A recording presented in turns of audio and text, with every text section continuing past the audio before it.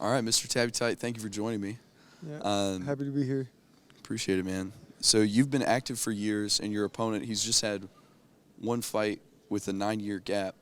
Do you see that as an advantage going into this?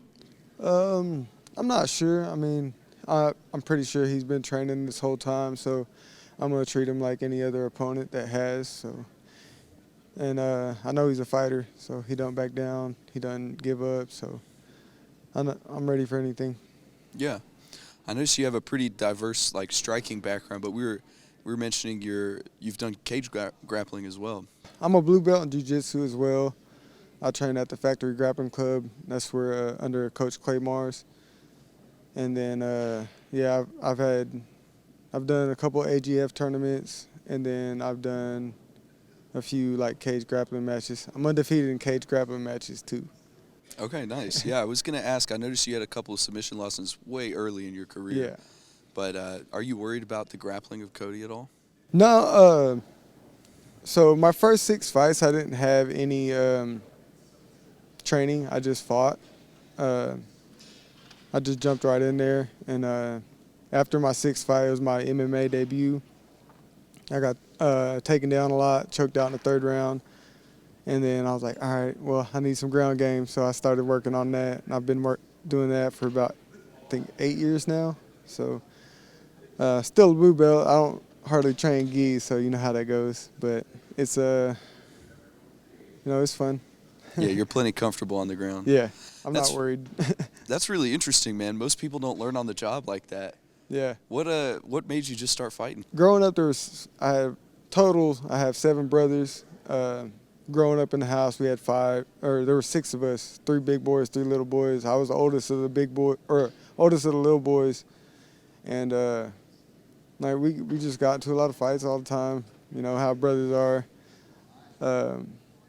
But then we fought. We grew up kind of harder. We went to foster care for a little while while my mom and dad both went to prison, but they got out. My mom got us back, and so it's not the easiest life, but yeah, I'm a fighter, and I like the idea of actually fighting for a living. So it's fun. I like to push myself, like to test myself. It's an outlet, and yeah. I'm a Muskogee citizen, Muskogee Creek, but I'm also a Creek, Kiowa, Comanche, and like my last name, Tabbytite, means sun beaming through the trees. I didn't really know what it meant for a long time. I messaged the Comanche language department about it, and they got back to me and told me exactly what my name meant. So all my life, I didn't really know what it meant until I think it was this year, actually, earlier this year. That's a beautiful name, man, and I like how. I mean, it sounds good in English for sure, but Yeah. that's really cool, and I would totally have it everywhere if Yeah. I were you. I really like how you're representing your people. Do you feel connected to your tribe still? Yeah, definitely. I'm not really involved with my tribes very much, but my fiance, she's a Yuchi. It's another tribe, and so traditionally you take after your mother's side, and so the boys they go to Yuchi school in Glenpool, Oklahoma, and it's called the Yuchi Language Department, or Yuchi Language Project, and like it's more of like a village type school, and they do a lot of, like, they got horses, they got pigs, they got garden. They garden every day, but they're also learning their language. Like all the teachers there are fluent in Yuchi.